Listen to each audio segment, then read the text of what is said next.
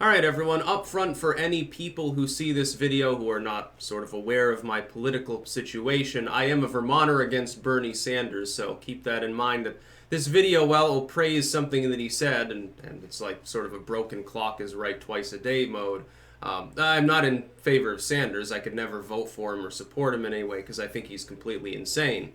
That being said, though, he got a Twitch account, which apparently the only other one with one is Yang, which is hilarious, and his is like a year old, so he was like an original gangsta of using, I think Amazon owns Twitch now, if I remember correctly, which could be why it's getting more censored. I know there's some problems with that as a streaming platform now. But he got a Twitch, and he was talking about big tech and stuff like that, and how he's disturbed by some of their monopolistic behavior. I'm thinking to myself, even Bernie Sanders kind of gets it. Uniquely, even though he's like really far out there with economic issues, and he's like, you know, he is kind of a corporate sellout, even though he pretends not to be. He pretends to be grassroots free ice cream for everyone. There's a little bit more to Bernie Sanders that most non-Vermonters wouldn't realize because they're not going to dig that deep. They're listening to whatever they see on CNN, mostly if they're Democrats, or MSNBC or Vox or something like that, so they like the dude generally. But here's the thing, he's not wrong. There is monopolistic behavior within big tech. Now the problem is that if you put someone like Bernie Sanders in charge of solving the problem, their idea would be either busting these companies apart, which doesn't address the underlying fundamental issue at all, either busting them up or regulating them, which I think would be a terrible idea. Like the idea like Hawley coming out and saying, well, we're going to, you know, right now the FCC allows these big tech firms to sort of do whatever they want, with the understanding that they're supposed to carry information in a non-biased manner. Now, clearly they're not doing that.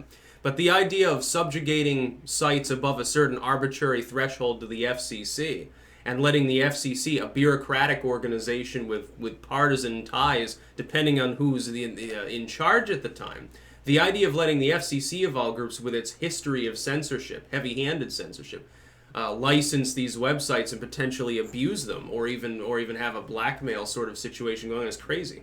Even worse, because the political apparatus is so, and this is why I oppose Hawley's bill. Some people were like, well, it's better than nothing. Not really.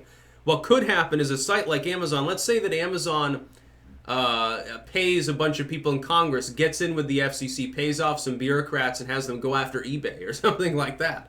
Oh, you're not being fair enough because of this policy. Well, Amazon has a similar policy. Well, we're not talking about Amazon, we're talking about you.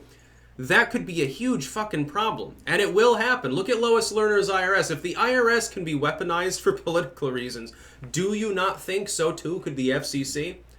Republican administration's in charge. They decide to go after some site because it's perceived of as run by liberals. Democrats get in charge. They weaponize the FCC's certification system under a Hawley bill to go after sites that are perceived of as they go after Breitbart or something like that. This would be a huge problem. In every possible manner, it would be a terrible idea.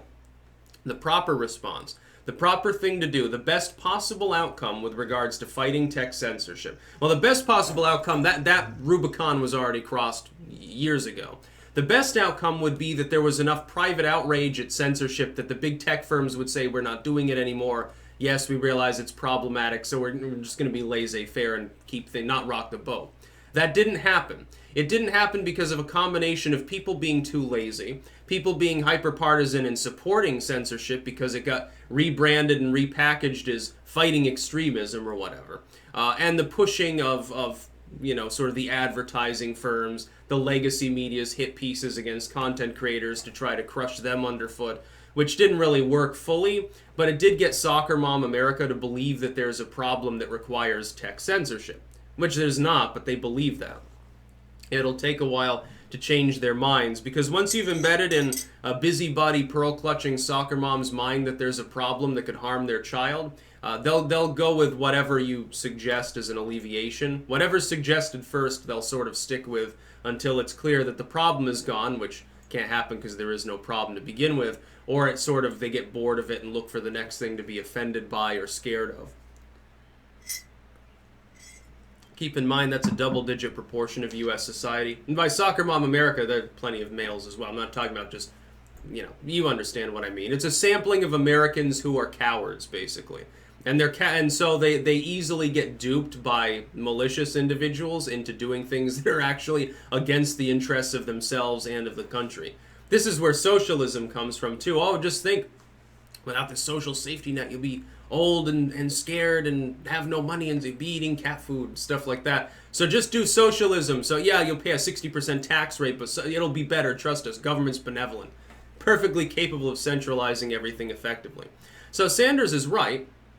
The thing I would point out is just that the far left is definitely not the group you want handling tech censorship. Nor, by the way, would the far right be. I mean, so look at Hawley. He's boiling it down to a partisan issue. He's either ignorant of the fact that it's money related, or he's being willful about this and pretending that it's not a money issue to score political points. It has become a political sort of basketball game between the Republicans and the Democrats to discuss the issue. I don't see much actually happening to address it. The closest thing we have is Trump opening up that White House tool to report bias. That's number one. And then talking about it all the time, specifically on the tech sites themselves. It's funny to see Trump deride Twitter on Twitter. It's very funny to see him do that. I mean, it's hilarious. Now there aren't even the Krasensteins around anymore to bot his tweets anymore, which is sad because now you have people that are less funny there. And there's still a bunch of leftists that are clearly, maybe manipulating things a little bit. Yeah, Twitter's run by people who are on the far left. Yeah, absolutely. But the reason for the censorship is still money. It has nothing to do with that. Look, liberals like money just as much as conservatives. They just don't talk about it as much. They like money even more. That's why they want to tax you more and take more of your money. Have you ever thought of that? Maybe the leftists are the greedy ones. That's about all. Peace out.